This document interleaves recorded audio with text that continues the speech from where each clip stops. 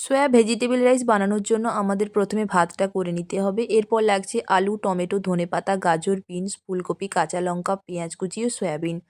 প্রথমে কড়াইতে তেল দিয়ে কাজু ও কিশমিশ হালকা করে ভেজে তুলে নিতে হবে। এরপর তেলের মধ্যে আলু, বিনস, গাজর, ফুলকপি ও সয়াবিন ভেজে তুলে নিতে হবে। প্রত্যেকটা সবজি ভাজার সময় আমি লবণ অ্যাড করেছি। এরপর ওই তেলের মধ্যে গোটা শুকনো লঙ্কা, গোটা গরম মশলা ও তেজপাতা দিয়ে নাড়িয়ে পেঁয়াজ কুচি, লঙ্কা কুচি, আদা কুচি, টমেটো কুচি ও সামান্য জিরে ও নুন দিয়ে নাড়িয়ে ওপর থেকে ভাতগুলো দিয়ে দিতে হবে। ভাতের মধ্যে নুন ও হলুদ দিতে হবে। তারপর একে একে সমস্ত ভাজা সবজিগুলো ভাতের মধ্যে মিশিয়ে দিতে হবে। এরপর ওপর থেকে সামান্য চিনি, ঘি, কাজু কিশমিশ দিয়ে নাড়িয়ে নিলেই তৈরি গরম গরম সয়া ভেজিটেবল রাইস। আমি প্রত্যেকটা সবজিতে নুন দিলাম, তার কারণ যাতে প্রত্যেকটা সবজিতেই নুনের ব্যালেন্সটা ঠিক থাকে।